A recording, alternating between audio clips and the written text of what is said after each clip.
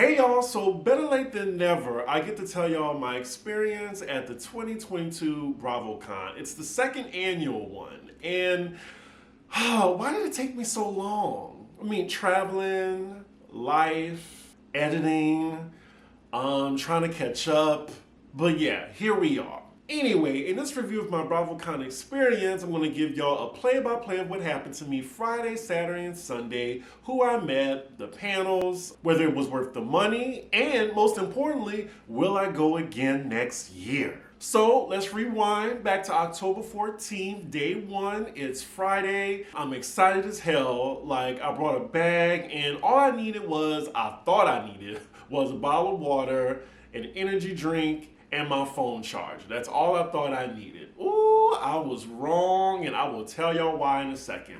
So I was supposed to go with one of my friends, and he calls me at 8:30 a.m. and says he is in the hospital.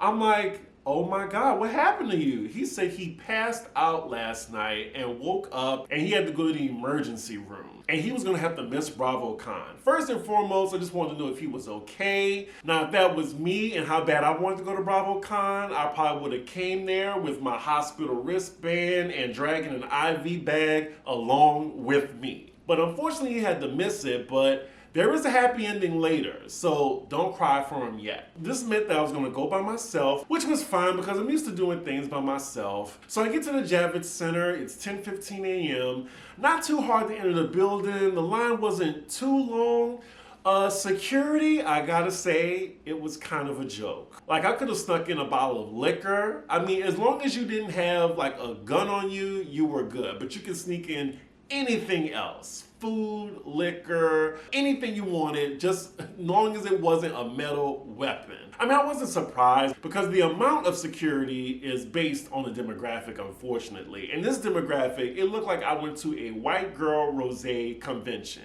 just like the last BravoCon. But I will say there were more black people at this event this year and more gay black men. Like, I wasn't the only one. So it's getting better. It was like a sprinkle of us here and there. So I enter the arena, I'm on the main floor. I see all these booths where some of the Bravo celebrities can sell their merch. There was an interview platform where most of the Bravo stars were being interviewed throughout the weekend. When I got there, Teresa Giudice was being interviewed. It was just so surreal. I was like, I'm really here, you know? But the novelty wore off by Saturday. I also saw Jake from State Farm with his fine ass. He's a little short in person, but he can still get it. And he had a long ass line to take photos with him. Like, there was a whole State Farm booth. Now, I don't like him that much to wait in line to take a picture of him, but it was just cool to see him. Like, that actor, I don't even know if his name is Jake in real life, but he is really eating off of that one role. Good for him. So after I did my little quick tip through the whole main floor, I wanted to get to the panels because the panels is the most important thing at BravoCon. I wanted to catch as many as I could, and I had on the BravoCon app, like, you know, the times and the particular ones that I wanted to make, as well as the photo booths, which was a complete waste of time. I'll get into that later. But the first panel was Housewife to Housewife, and the ladies on that panel were Candace, Sutton, Lisa from Miami, Jennifer Aiden, Cynthia, and Caroline. Not bad of a lineup, and they were just all talking about their experiences on Housewives, swapping stories. I did like the interaction. It was very like, you know, Housewives Multiverse of Madness. Candace was talking a lot. I was like, okay, girl, let someone else speak. I mean, even though I don't care for her, it seemed like a lot of people like Candace at BravoCon. Like, she got a lot of applause, and, you know, you can hear a little bit of frustration when, you know, she was being long-winded.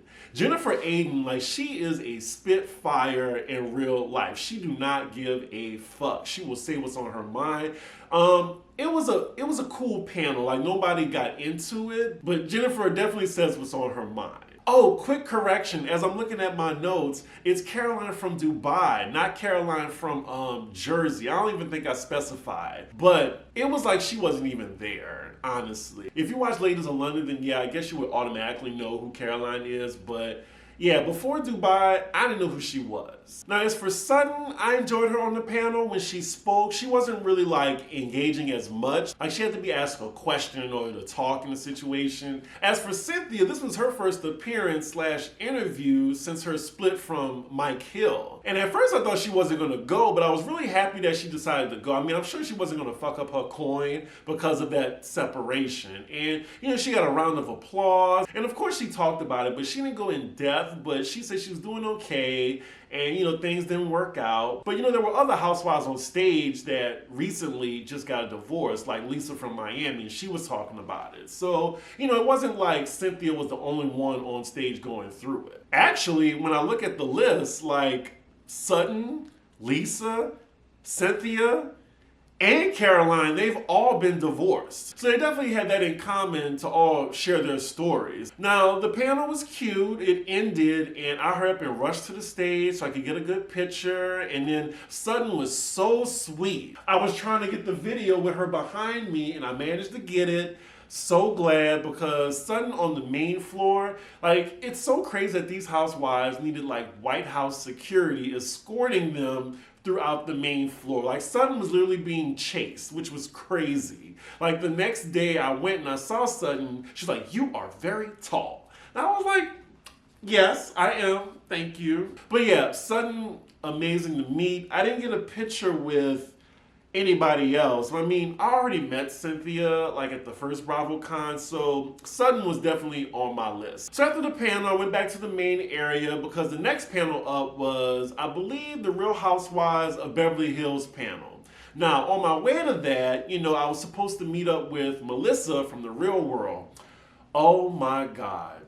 I ran into her. Well, she saw me before I saw her because I'm a giant. Like Melissa, she's like Lil Kim's height. It was so funny us standing next to each other. When I say she is cool as fuck. Like, I love Melissa, and I'm glad that, you know, we can possibly have a friendship. You know, she's a mom. She got 3 kids and a husband, but whenever she's in Manhattan, I'm hoping that we can get a drink. Melissa, if you're watching, it was so nice meeting you. And it was so nice that I met her through her watching my reviews of The Real World, which was an amazing season. And, you know, she's cool with Maddie Rance as well. And I saw her throughout BravoCon. We were chilling when I wasn't running around like a maniac. We got to Kiki. And yeah, it was just surreal, you know, like me and her like walking around BravoCon. Some people were stopping me. People were stopping her like constantly. So it was just really nice. You know, it was, I'm gushing right now. Melissa, if you're watching, please, like, we need to catch up in a non-chaotic space and get those drinks.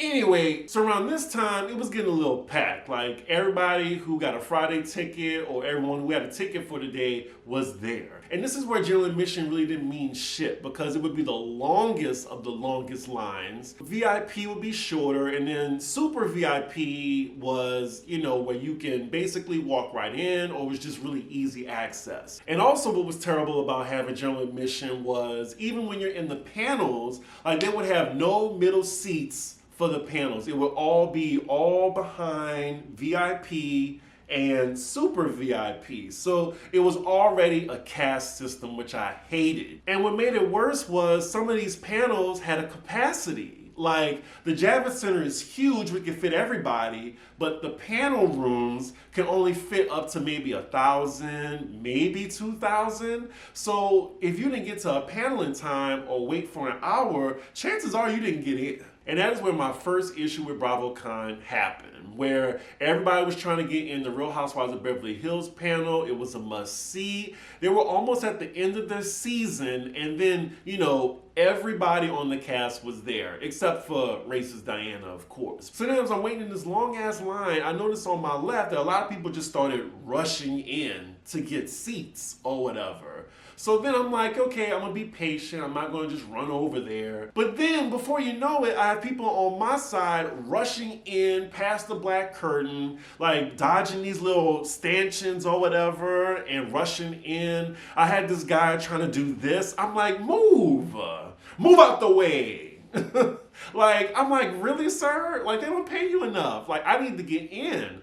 So then it is a fire hazard. You have people all in the aisles, seated down. It was crazy. So then you had the leader of guest services walk on stage and say that they were going to cancel the panel unless there was order. And I blame the organizers of the event for creating this chaotic situation where nobody can enjoy the panel. Like, why would you sell like thousands and thousands of tickets and the one panel that everybody wants to see, only a certain amount of people can fit? So they couldn't start the panel until people were out the aisles. I was in the aisles, unfortunately. I couldn't get a seat. So they opened up the black curtain so everyone can see the panel. And I had to stand up during the entire thing. I watched as much as I could. As they were all being introduced, as you know, Renna was booed. It was so uncomfortable because however you feel about Lisa, I mean, it's just a TV show at the end of the day. But, you know, she flipped everybody off who booed her. Erica was kind of booed too, just not as loud as Lisa. Another standout moment was Sutton apologizing to Garcelle for not really being vocal enough for her during the reunion. I stayed as long as I could, but that stampede that happened, like all you see is a bunch of blonde hair just going everywhere. It really put a bad taste in my mouth, but I was trying to be optimistic. And at this point, I was pretty hungry, but it was basically panel to panel to panel. There was no opportunity for me to have a break. Like, all I had was like some Doritos and a Rice Krispie treat. I'm like, oh my God, but I have to make this next panel. So yeah, shortly after that, and for the rest of the weekend, there was long lines for everything. And it was just really frustrating. Like, I would have to waste time in line for an hour just to get into a panel. It was really frustrating. As far as the photo booths, I thought I'd be able to meet some people, but that was just a waste of time. Like, I couldn't stand in line to meet someone that long without forfeiting time to catch an important panel. So I had to choose my time wisely. So if you wanted to take a picture with a Bravo celebrity, you would have to just run into them on the floor or rush the stage after the panel. Like, there was no other way. And I was kind of afraid after that because I was like, am I going to meet anybody else? Thankfully, because I had a lot of tenacity and I was just very aggressive with getting to things on time, that I wound up meeting a lot of people. And speaking of that, as I was walking around, I ran into Margaret from New Jersey. And she was really nice, very sweet, and I got my picture with her. So after that, I made my way to the Real Housewives of Dubai panel. I got a good seat for that. And here's another thing that bothered me. Like, with the seating, all the super VIP seating was reserved in the middle. So if those seats weren't filled up, they would tell us, you know, the peasants in the back with the general admission tickets, we can rush up front. That was chaotic, you know, like, because you have people just rushing up front just so they can get a seat. It was just so fucking annoying. But yeah, so the Dubai panel started. The cast is still divided. Chanel Ayan, everything. Everything. She looked amazing in her dress. There weren't too many shady moments on the panel. Surprisingly, it went really smoothly. So then afterward, you know, I had to rush to the stage in order to see everybody. Nina recognized me immediately. She's like, oh my God, it's you. We got such a good picture. Like, look how familiar we looked. I was so happy to meet her, and I just thanked her for her support.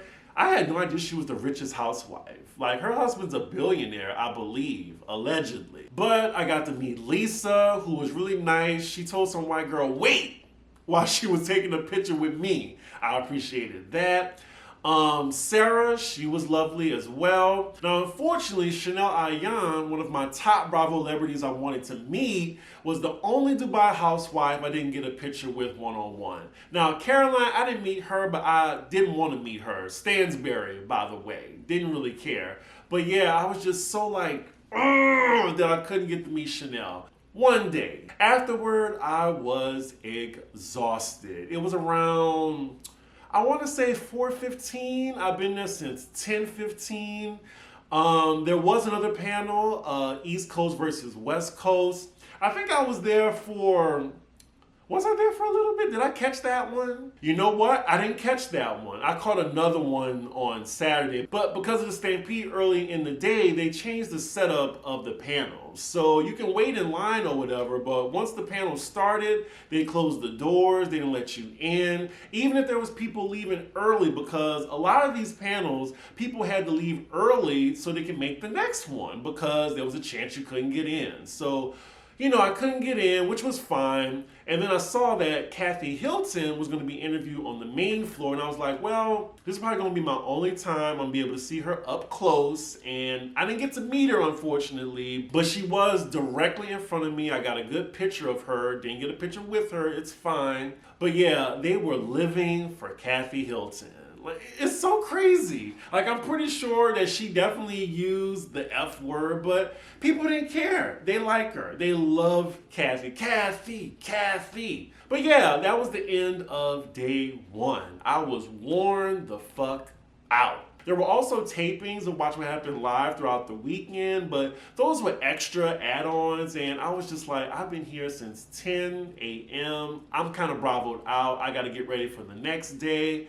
So let's get into Saturday. So Saturday was the busiest day and the most obnoxious day. At least I learned from Friday. I packed a bag full of snacks. I made sure I was good because I knew I was going to be running around this entire fucking venue nonstop. I was prepared at least. But when I got there, that line was long as fuck. It was wrapped around the entire building. I'm only an 8-minute walk to the Javits Center, so I wasn't really pressed to get there, at 9:30 when they don't open till 10. Anyway, I got in, and the first panel, it was very random. I forgot the name of it, but the guest there was Whitney from Salt Lake, MJ from Shaw's of Sunset, Lisa from Dubai, and Tamara from OC.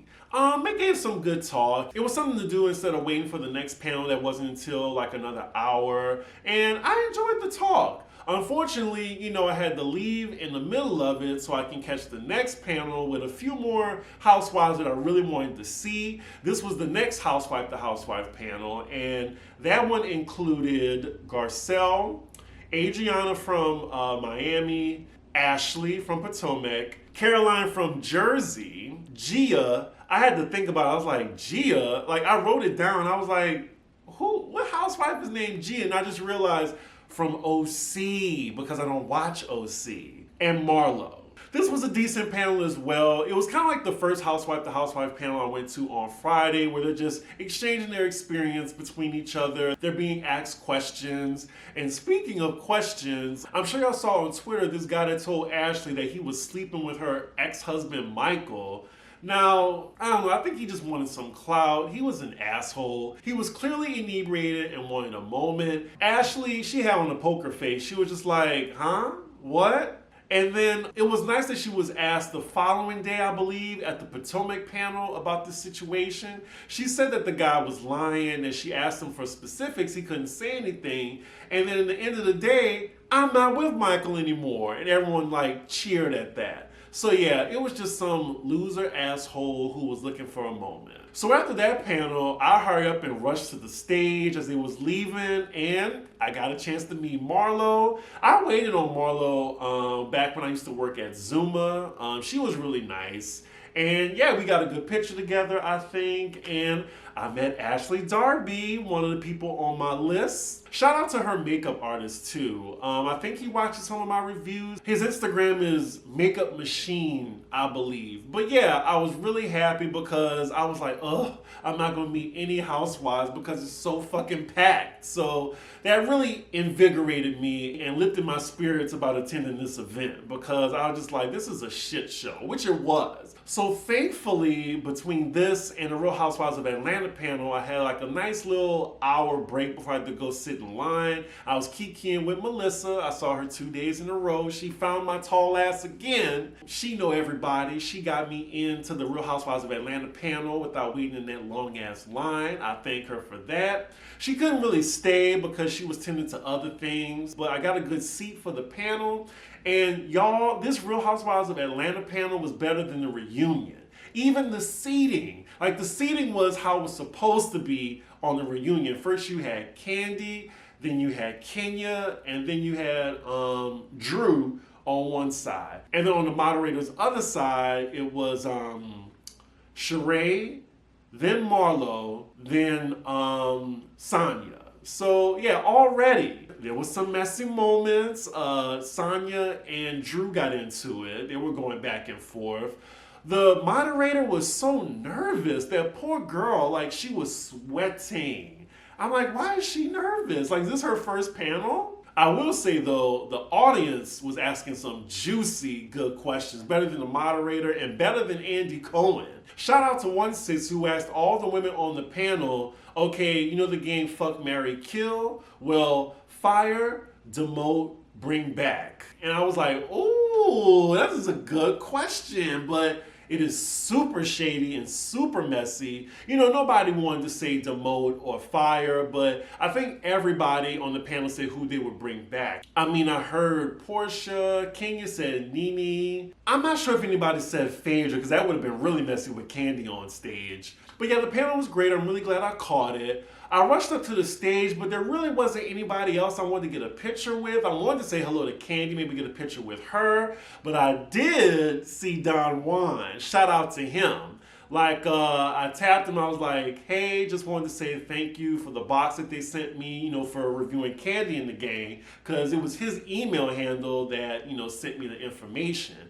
And he definitely recognized me and was like, yeah, y'all was going in on me a lot. Looks like he watched Pop Roast. But yeah, all of the Don Juan is just jokes. You know, I don't really hate him in real life, but you know, as a commentator, I gotta be honest. I'm just, you know, reviewing what I'm seeing. That's all. So after this panel, couldn't really get a break. I had to go straight to the line for the Real Housewives of Salt Lake City panel, which was like, the line was like wrapped around. Thankfully, I got in. Let me tell y'all, surprisingly, this panel was the second best one at BravoCon that I went to. Like, these ladies were going at it. They are divided. And it was only four of them. You know, of course, Jen Shaw couldn't come. But she was in New York. I'm sure y'all saw she was hanging with Tamra and the other housewives. She got some nerve. I mean, but that is, you know, a type A narcissist. Anyway, the panel was really good. It is so crazy how many people love Lisa Barlow. Like, I mean, she's good for the show. A lot of people love Heather, Whitney, Meredith. Like, they were all very popular. I'm really curious what they're going to do when Jen Shaw leaves the show, because, you know, once she got that guilty verdict, I mean, her time at Bravo is done now. I don't even think she's going to the reunion. Andy did say he wanted to do a one-on-one, but we'll see. I mean, we're only on episode 7 of Salt Lake City. But yeah, Whitney and Heather got into it. They're still not cool, even though, like, I thought they made up after Girls Trip Part 3, which I'll get into when I talk about Sunday.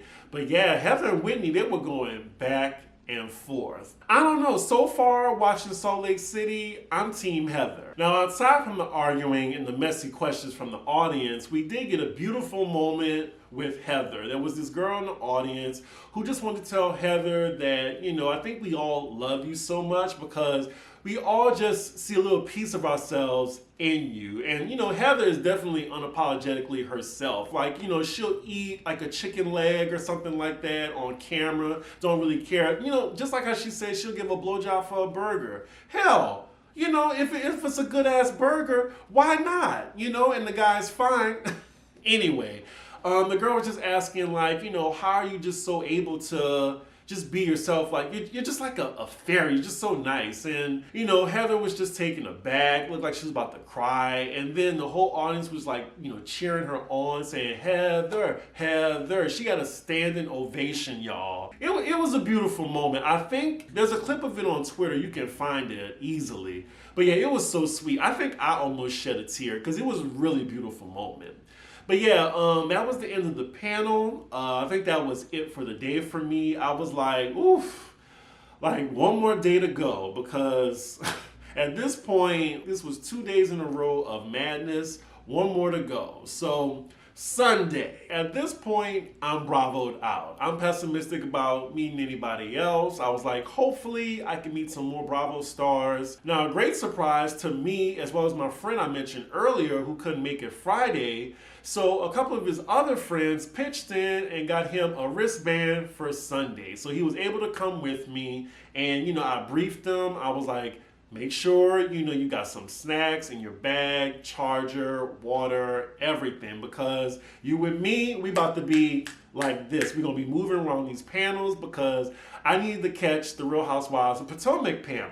Now, I think this was, I want to say after the first episode aired, the first or second episode. So we went straight to the panel. I think we got a good spot in line. We kept inching up to the front so we could get a good seat. I would say this panel was my third favorite out of all the ones on BravoCon. Like, all the ladies looked great. They gave us the mess, some shade. Karen, she definitely was throwing some shade Robin's way. Everybody was against Mia and her lies. Like, they were just checking her. Like, I think she was just by herself. Like, she really just needs to admit that she's a liar. She's a pathological liar. Candace still doesn't fuck with Giselle, even though they were on Girls Trip 3 together. I'm really curious how that relationship went. Oh, as far as who got the biggest reaction from the audience, like, the audience still loves Giselle and her messy ass. I will say this was before the episode she told Candace about Chris. I'm pretty sure she probably would have got a different reaction from the audience. And Karen Huger, of course, the Grand Dame. Like, she got a lot of applause too. Like, they are definitely the fan favorites still on this season. It was a good panel. So afterward, I hurried up and rushed the stage. Couldn't really get to anybody. It was mostly because of the Stampede earlier, where they were more strict with not letting the housewives really take pictures of everybody who came down to the stage. What was great about Sunday was most of the panels that I wanted to see was in the same rooms. So right afterward was the Married to Medicine panel, which was my number one favorite panel at BravoCon. Those ladies brought it. I'm so glad that they're getting their shine. They're one of the most underrated shows on Bravo with one of the best ensemble casts. They brought it. They were going at each other. At one point, I thought they was going to have a fight. The moderator lost complete control. Quad was being long-winded. I mean, Jackie was still unbothered Jackie. Everybody was against Anila, it felt like. The audience did not give Anila any slack. Toya got a lot of crowd reception. I mean, she really did go through it this season. I think she had 3 rumors out about her and going at it with 4 other cast members. Yeah, she was definitely the MVP. It started off so calm and then just went into pure chaos. At one point, Contessa handed her phone to the audience as evidence. I was like, really? Also, I forgot to mention that since there was a bunch of panels going on Sunday at the same time, those that were really fans of Married to Medicine got really good seats because they pushed all the GA people to the front when the Super VIP seats are empty. So I hurried up and rushed to the front. I was right near the mic because I wanted to make sure I asked a question. I wanted to ask a question for the Potomac one, but I was sitting too far in the back. Anyway, I believe it was Quad that was getting to it with a lot of people, but at this point they had to move on to the Q&A because if they didn't move on, they would have still been arguing. So I rushed to the podium like a bunch of other people. I was first, but I let this girl get in front of me because, I'm still a gentleman. I handed my phone to my friend Kyle, and I had my IG live on. He swipes out of it and starts taking a separate video. I posted that video. Thankfully, it was still legible to see. And if you want to see that video, it's on my Instagram. It's CDIGGI1. My question, it was initially going to be to Quad to take ownership for accusing Toya of having anything to do with the robbery, but I didn't want to go back and forth with Quad for one thing, and I just wanted to keep it light. So my backup question was for Dr. Jackie, asking, does she subscribe to marijuana? Which she said no, and I just wanted some comedic relief because it was just, so hectic. But yeah, that was my favorite panel, and it was worth the price of admission. I had a blast at that panel. Please let me know in the comments if y'all have video of the Married to Medicine panel, or is it up anywhere on YouTube, because I would love to see it. Now, after this panel was over, I tried to rush to the stage and get a picture with somebody, but security was annoying as fuck. I'm like, y'all niggas don't even get paid enough for this. Can y'all just let me get my picture with Dr. Jackie? So I didn't get to get any pictures with them, unfortunately. So then we had some downtime, and we really just wanted to make the last panel, which was the Ultimate Girls Trip cast of seasons 2 and 3. We forfeit going to the panel with the Miami girls and one panel with Kyle and Kenya, just so we can just walk around the floor and look at the booths. And I'm glad we did, because then, I saw Phaedra's booth and it was empty, and then I was just asking, oh, well, when does she come back? And she was like, in 10 minutes. And I was like, okay, well, let me get in line. So Phaedra gets there, and she's with Caroline from Dubai, because, they buddy. And I got to take a picture with Phaedra and Caroline. That was so nice. At first I thought she was going to let me have it or curse me out, but she was really nice and gracious. Took my picture with them. We all look good in this picture, I think. After that, I was on the floor some more. We see like a sea of people just starting to crowd. They were blocking something off. Here come Andy Cohen with White House security. There was something about him though. He looked real vacant in the eyes, like he just did some coke. He was just real full of energy, but the lights were on, but nobody was home. But he was passing out soju shots to everybody. I got a good video of him. Then afterward, we see Karen Huger's line. It wasn't that long before she came, so we got in. My friend purchased something, so we got to skip the line. I got to meet Karen Huger, who was on my list, the Grand Dame. She was super nice. I told her that I love reviewing her show, and she said, oh, well, put a link to it in my inbox on Instagram. I surely did. I did not hear anything back from her yet. But look, I hope Karen is prepared, because I let everybody on Potomac have it equally. Like, I only judge from what I see. But I think overall, I saw Candace so much during BravoCon. I could have took a picture with her, but I was just like, nah, I'm going to keep that same energy. After that, we went to the last panel of the day, which was the Real Housewives Ultimate Girls Trip, Season 2. It was like the unofficial reunion. And then afterward, they brought out the girls from the Season 3 cast. And it was so exciting that we got to see the trailer for it. They said it comes out 2023. That's all they told us. They didn't give us any other information. That was a cop-out. But the preview looked good. I think the only person that was missing on the panel was Portia. Allegedly, she said she wasn't invited to BravoCon. I don't believe that. During the panel, though, some messy moments, because it wasn't that shady, but Whitney and Heather got into it again. Some of the Miami girls on Girls Trip 3, they tried to shade Girls Trip 2. That was a little, uncomfortable back and forth. It went by real quick, though. It wasn't a real argument. But then, after that panel, it was the end of the day. I was ready to go. And that was the end of my BravoCon experience, y'all.